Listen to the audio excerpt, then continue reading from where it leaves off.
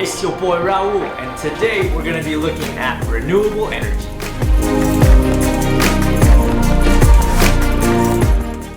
Why is renewable energy important? Well, renewable energy is important because it will never deplete. That means we're never going to run out of it. That means for generations to come, it'll always be there. Contrary to our non-renewable energy, this stuff is with us for the long haul. Solar energy. Here, you can see we've got a variety of different shapes, but they're all serving the same purpose, concentrating that thermal energy into one spot. And that one spot will actually collect all of the heat and generate steam. From that steam, we can spin a turbine. The turbine spins the shaft, which then spins a magnet inside of a coil, and you guessed it, electricity. There is one other kind of solar energy I'd like to talk about, and that has to do with the light coming from the sun and the photovoltaic cells. That's right, solar panels like you most commonly see on the roofs of houses, your school, or perhaps you've been to the desert and you've seen an array like this. How do they work? Well, they take sunlight and actually absorb the photons coming in and bounce electrons off.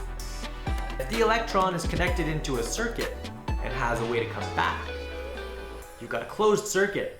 That electron, as it travels, is going to give you the flow of charge, which is actually electricity. Water energy. That's right, we're talking about kinetic energy from the power of moving water. So, in this example, what we see here is a hydroelectric dam. We've got water being propelled downwards by gravity, which is then spinning a turbine attached to a shaft, and inside that shaft you've got a magnet inside a coil, and that is spinning to produce electricity. But that's not all, because outside of hydroelectric power, we've also got tidal power. Here's some examples of some research being done in this province and across the planet. Now, because the tide is a predictable schedule, and we understand it very well, we can actually harness that kinetic energy as it comes in and it goes out. Besides tidal energy, there is also wave energy when we talk about marine generated water energy. Now with wave energy, we have consistency, but much less predictability. What does that mean? Well, it means we'll always have waves. We just won't know how big and how often, because that will change with time and conditions. But we can still harness it. Geothermal energy. That's heat energy from the center of the earth. That's right, thermal energy that we're transferring from the center of the earth. So, here's an example of a binary cycle plant. What we've got here is a pipe sending a cooler fluid down to a depth where it can heat up. And once it's warm, it'll naturally come back up the other side and transfer that heat to another fluid, which will then turn to steam. And you guessed it, steam spins the turbine spins the shaft spins the magnet, which is inside a coil, and you've got electricity. Here's some other examples of some closed loop systems. Now they look different, but that specifically has to do with where they are in the world. Certain places might be closer to hot pockets, so you won't need to go as far to get that heat. Certain places are so warm that you could actually get into the water so that you can cool faster. In other places, you need to go deeper.